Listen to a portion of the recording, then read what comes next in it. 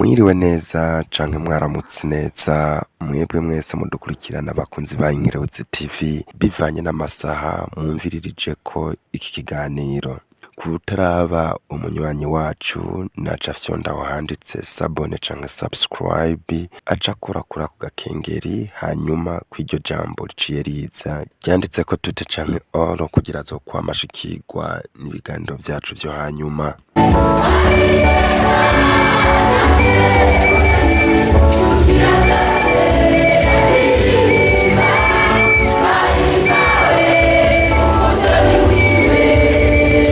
Hari kw'igenekerezo rya 30 ukwezi kwa Myandagaro uwo mwaka wa 2025 aho abakristu isinzi hagwiriyemwo abakristu basanzwe basengera kw'ishuri tabariro ryo mu Nkubara ryitiriwe umweranda Andrea bari bishikiye mu birori byo guhezagira isengero basanzwe basengeramwo nk'uko Patiri mukuru wa Paruwasi Mabayi Home Ndihokubwayo yari yabitwiganiye mu kiganiro yari yaduhaye igihe binjira iryo shure vy'imfata kibanza, aho yari yatubwiye ko isengero ihezagirwa n'umwepiskopi, ni kuvuga musenyeri abatwara muri diocese iryo shure ririmwo, canke igahezagirwa n'umusaserdoti umwepiskopi wenyene yahaye uburenganzira. Ubu ukeneye kumviriza ico kiganiro cose yocaja muri description y'iki kiganiro akaraba yo link. Uyu munsi rero umwepiskopi wa diocese Bubanza yari yahaye uburenganzira bwo guhezagira iyo sengero icariho ciwe gikuru musenyeri Muguwundi Theogene. Ndabibutse ko ishure tabariro rya Nkubara ryitiriwe umweranda Andrea risanzwe riri mu mashure tabariro akukira Paruwasi Mabayi, iyo nayo ikabiri muri diocese ya Bubanza. Tugiye mu vy'intwaro, Paruwasi Mabayi biri muri komine ya Mugina mu ntara ya Bujumbura. Inkerebutsi TV rero yashimye kubashikiriza ukuntu ibirori nyezina vyagenze, ni mu bikurikirane.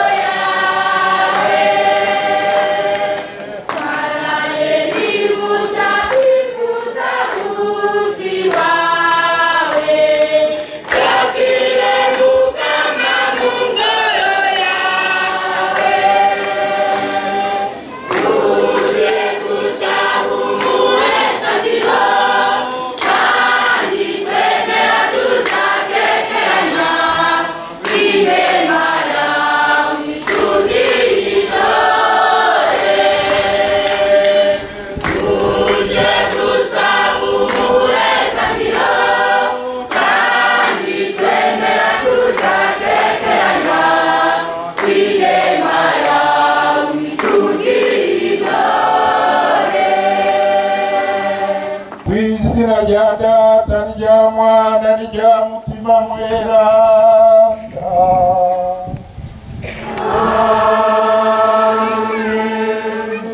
Muragahorana amahoro n'inema mu ngoro nyeranda y'Imana.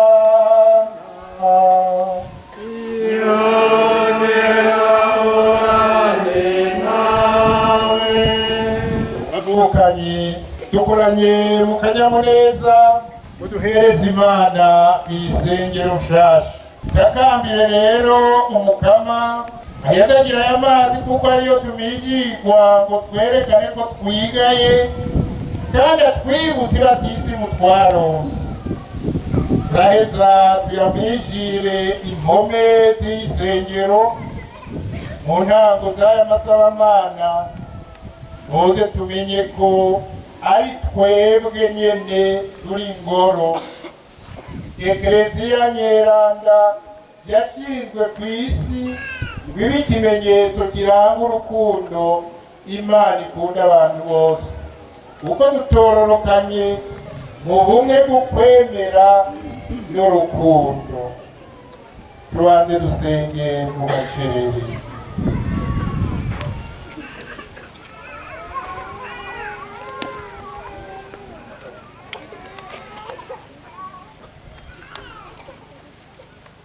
Dusabe. Mana we uhaye ikiremwa cyose gushikira umuco w'ubuzima, urukundo ukunda abantu ni rwinshi, gushikaho ubitwararika nk'umuvyeyi, ukabacorora ibicumuro vyabo mu kubengenga no mu kubihanganira, ukabagarurira naryo ku mutwe wabo ari wo Kristo. Warashatse ko ku kigongwe cyawe cyinshi abacumuzi bamaze kutwirikwa mu mazi y'ibaptisimu bakongera bagahambwa mu rupfu rwa Kristo, batwiburuka barekuriwe ibicumuro byabo byose, bakongera bagahinduka ingingo z'umubiri wiwe, basamuragwa ubwami. Kubera inema y'umuhezagiro wawe nutagatifuze aya mazi waremye, nitwayamijirwa akamijirwa no ku mpome z'isengero, ari ikimenyetso cy'iyuhagirwa ryaducoroye muri Kristu, kugira ngo duhinduke ingoro ya mutima wawe. Nuronse igihugu cawe gikoraniye hano hamwe n'abavukanyi bacu bose bazokwinjira muri iri sengero wahimbariza amabanga yawe. Nubaronse rero gushikira umunsi w'izina Yerusalemu yo mw'ijuru. Tubigusabishije Yesu Kristu umukama wacu. Amen.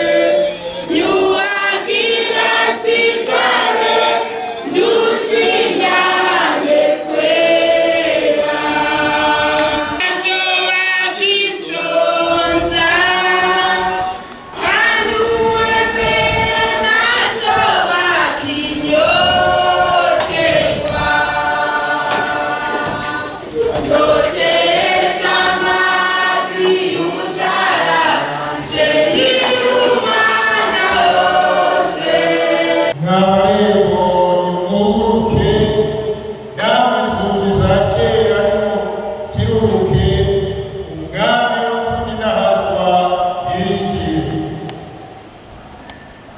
Nimwinjire umuryango w'umukama, ingo tudugane rero akanyamuneza, ushobore kwakira umuhezagira umugabo.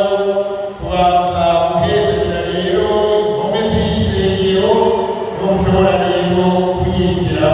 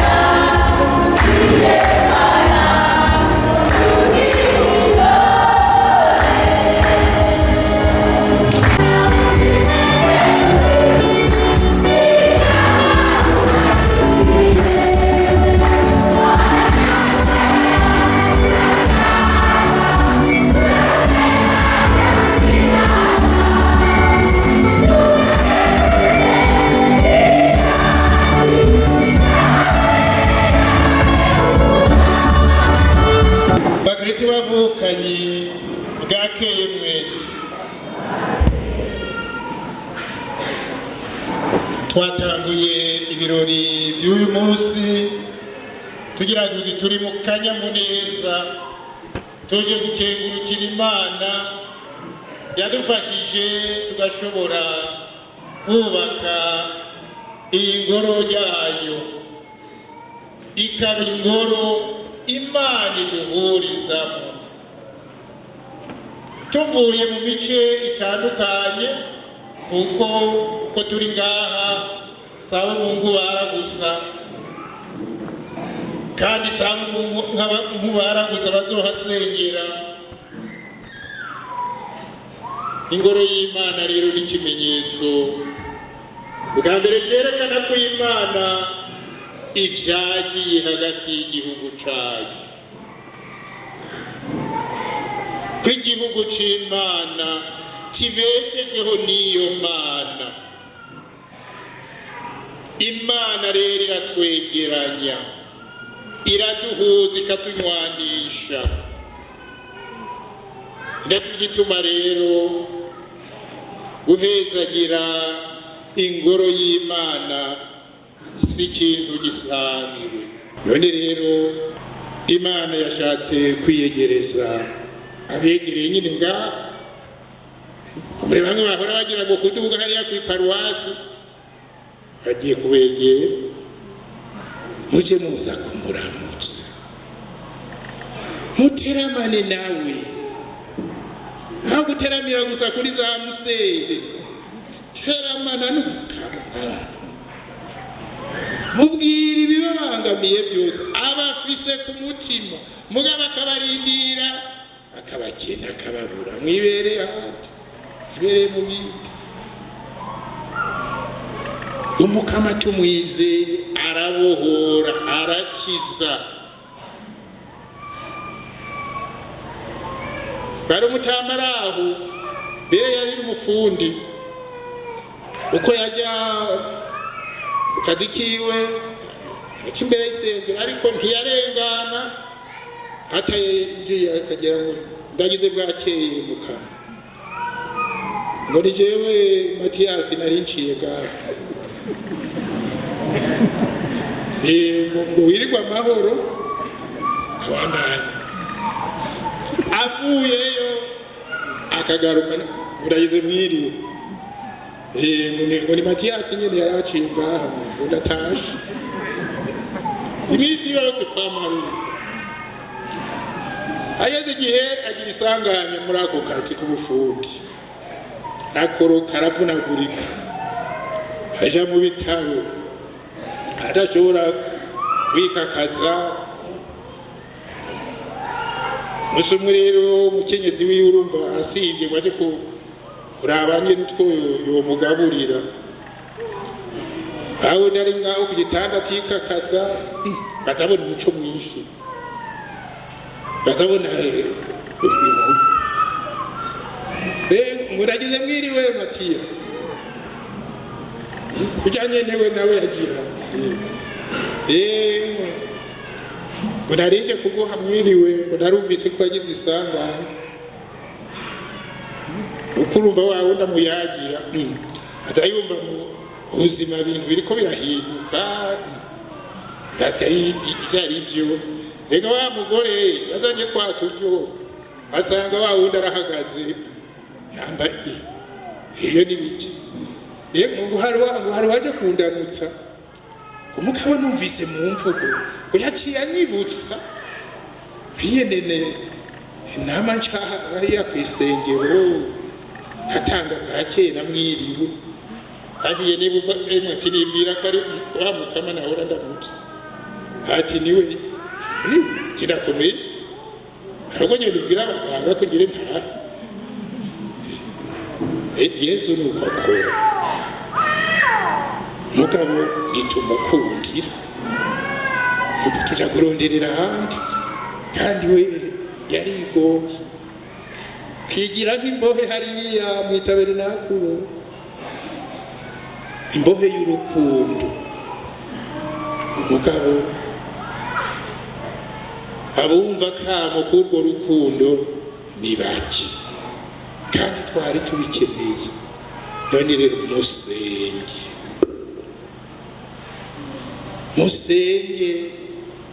mwitura Imana, muyitura abandi bose.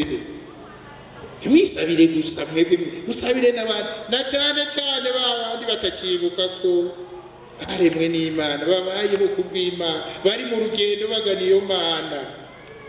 Bibuke ko bategerezwa kwama biteguye. Mukama tugirire ikigongwe.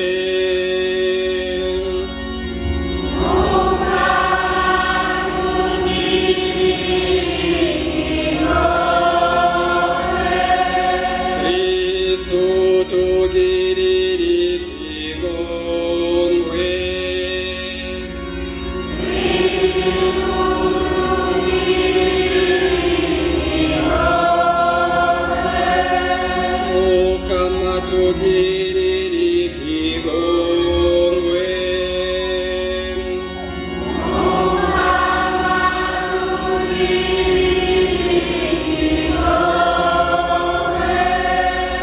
Mariya muvyeyi mweranda w'Imana,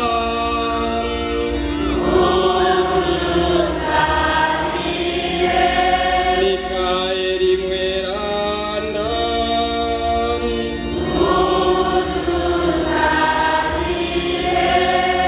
bamarayika beranda b'Imana,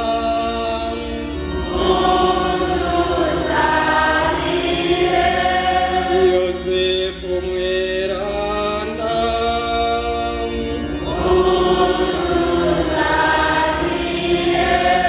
Yohani Batista mweranda,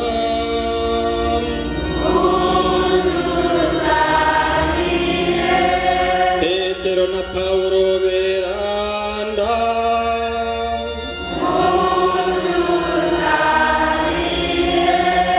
Andrea mweranda,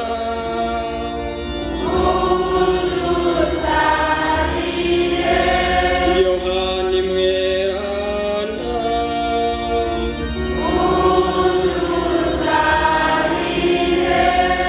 Maria Magdalena mweranda,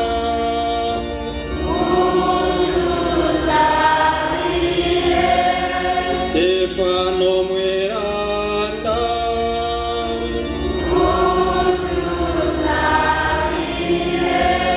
Laureni mweranda,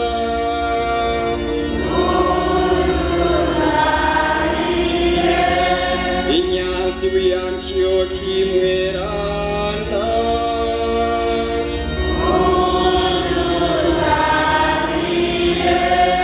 Anyensi mweranda,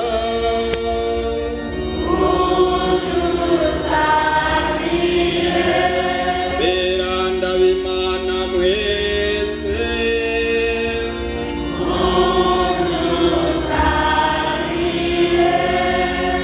tubire Mukama, tugize akabi kose,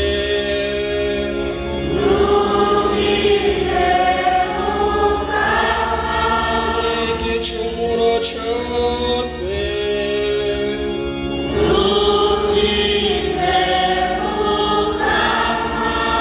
urupfu rw'akagirire,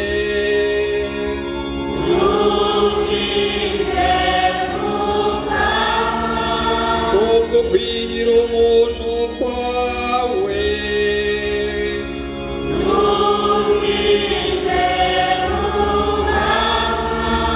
ubwo gusandaba no kuzuka kwawe,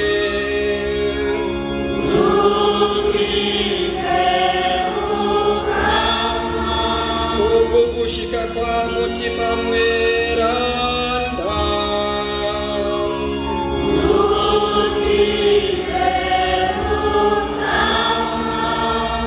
twe bacumuzi turagusavye,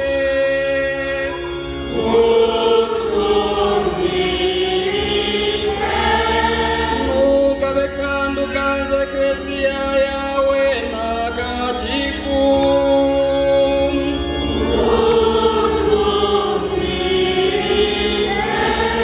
nushira amahoro n'umwumvikano mu ntara zose,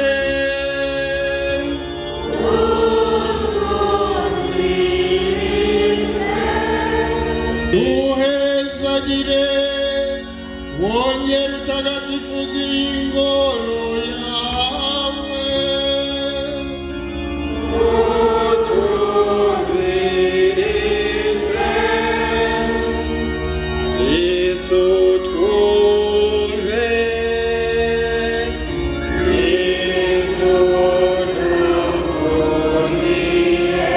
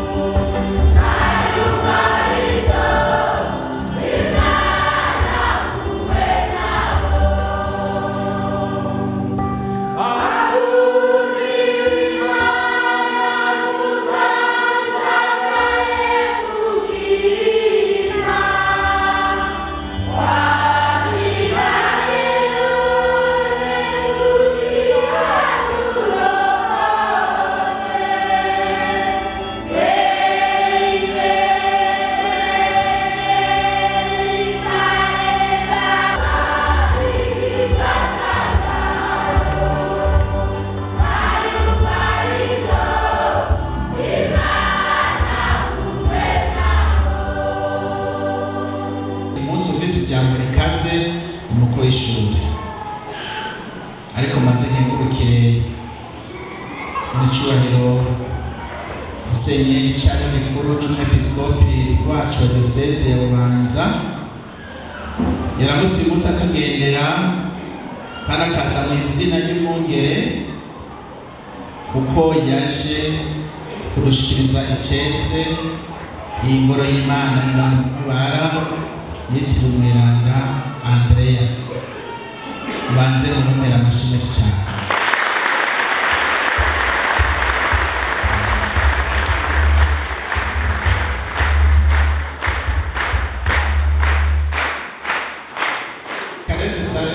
Umukuru w'ishure mu izina ry'abakristo bose ba hano ashikiriza ijambo yateguye. Tugire Kristo.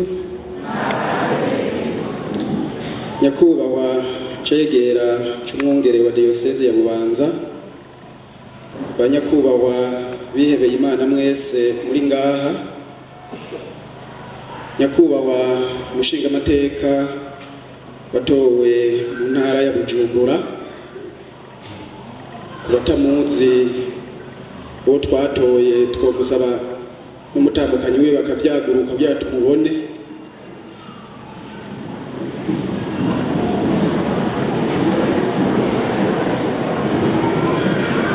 Banyakubahwa mwese muri ngaha mwaje kudutera iteka, nitugire Kristo. Nitugire Kristo. Yezu na Maria Andrea Mweranda, ku izina ry'abakristu bakukira iri shure tabariro rya Nkubara, ndi n'iteka ryo kubakira muri kino kibanza, nongera ndabashimira kuba mwaduteye iteka mu kuza kudushigikira. Nshimire ubwa mbere Imana mushobora byose yo yabashoboje gushika ngaha, kandi yashoboje abakristu muri rusangi ba Paruwasi Mabayi kubaka iyi ngoro y'Imana, na cyane cyane abakristu bo mu mibano igize segiteri ya Mabayi. Iki ciyumviro cyo kubaka isengero cyavutse mu mwaka wa 2013 ushira 2014, hari kuri patiri mukuru yitwa Leopold, abicishije kuri musitanteri w'ico gihe yatwara ikomine ya Mabayi yitwa Jean Marie Hakizimana. Yasabye iki kibanza kimaze kuboneka, paruwase ntiyicaye, yaciye ikora umugambi wo kucungura buke buke mu kugura igurira abo bahana imbibe bemeye gufasha paruwase kugira ngo itongo ryayo ryaguke. Mu mwaka wa 2019 iciyumviro cyo kubaka cyarakomejwe, haca hashingwa komite igizwe n'abantu 75.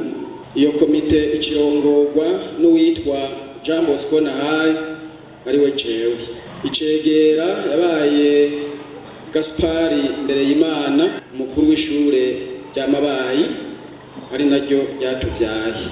Umunyamabanga ari nabo mwanditsi Parfait Ndayubahe. Silver Misigaro acaba umushinguzi wa komite. Patiri mukuru w'ico gihe ariwe Musenyeri Theogene Muguwundi aba umuhanuzi mukuru. Iyo komite yarigabuwe mu migwi itandukanye kandi yarakoze birashimwa, kuko umushinge wayo ni gikorwa c'iyo komite yonyene, kandi abenshi baragerageje kubandanya bakurikirana gushika uno musi. Tuzorondera umwanya wo kubigarukako, tunashimire abitanze kurusha abandi. Kwigenekerezo rya 30 ukwezi kwa11 2024 niho hatogwa inzego z'ishure, haca hatogwa komite nyobozi y'iri shure igizwe n'abantu 3 aribo baba Jean Bosco Nahayo ariwe jewe nyene mukuru, Aruberike Nizigama icegera na Gilbert Manirakiza umunyamabanga akaba anarongoye komite nshingwamatungo. Haratowe n'izindi komite zunganira mu butumwa butandukanye bw'ishure. Iri shure ryaciye ritorana umweranda Andrea Mweranda aba niwe yitirirwa. Ibyo byarampimbaye kuko ndafise umusokuru yitwa Andrea. Imana ishimwe cyane. Iri shure rigizwe n'imibano 32. Tumaze kuronka imigwi y'ubutumwa no imihari n'imigwi bangana 14. Rihana imbibe n'ishure rya Mabayi biciye ku kuzi kitwa Nankakagera. Nankakagera nakuzi gaca hariya kwa Eramu ntahondi kagaca inyuma ya Superiyo Nzeyimana abenshi bazi ku izina rya Gihanda. Rihana kandi imbibe n'ishure rya Butahana kuko umutumba wa Rushiha wose ukukira kuri rino shure. Rihana kandi imbibe n'amashure ya Ruseseka na Mukaka. Aha bikaba bisaba ko bozotungurwa neza imbibe. Nkuko muvyumvise iri shure riracari rishasha, ni shure ricirondera. Ishure ricirondera ariko abakristo duserukira bari ku kivi. Iri shure mu minsi rimaze biramaze kugaragara ko hariho byinshi cyane rikeneye. Twavuga bikuru bikuru. Iri shure rirakenye amazi. Iri shure biragaragara ko rikeneye amatara, ibarabara, tuyira tw'imigenderanire tumeze neza, inyubako zindi zunganira isengero, twavuga nk'ibiro by'umukuru w'ishure, ubwiherero bw'abakristo n'ibindi. Twavuga kandi ko ishure rigifise n'ikibanza gito riracakeneye kubandanya ryaguka. Turafise kandi ubukene bw'ibikoresho byo mu isengero kugira amasabamana agende neza, na cyane cyane ibyuma bisohora amajwi kuko ibiduko turokoresha na gahuzu gatirana. Hatibagiwe n'ibi byuma bifasha abaririmbyi mu kuririmba neza. Mu gusozera ku izina ry'abakristo bose nserukiye, nsubiye gushimira Imana yo yadushoboje kubaka iyi ngoro yayo. Ndashimiye kandi umwungere wa Eklezia ya Bubanza we yemeye ko iyi ngoro ihezagirwa abicishije ku cegera ciwe Musenyeri Theogene mu Burundi. Uyu nawe akaba atakatagize kugira ngo iyi ngoro igera higeze, mumfashe tumukomera amashi.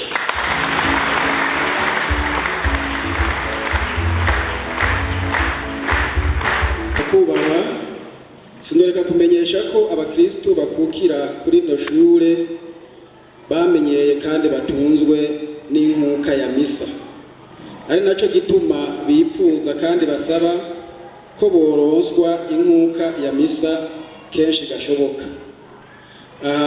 Dushimira twengurukira nyakubahwa Patiri Mukuru kuko yama yaje canke akarungika umusaseredoti kuturonsa inkuka ya misa. Tumukomera amashi.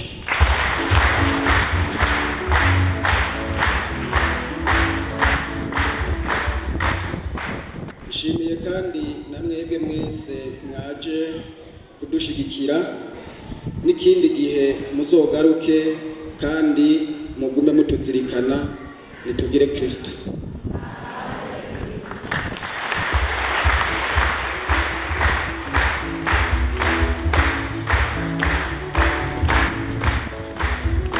Imisi isohotse baciye baja gusangira akarahure babandanya bigina iryo shure. Turabakengurukiye rero mwebwe mwese mwadukurikiranye, tubasaba ikigongo ukuntu twacerewe kubashikiriza iyi nkuru si kumvo zacu rero, namwe murazi ko ivyuma bidasezerana. Munatubabariye kandi kuri iri jumvise ritarongorotse neza, ni kumvo z'ubugwayi. Turabasezeye rero, ahasigaye naho ubutaha mu bindi biganiro vyacu vyo hanyuma.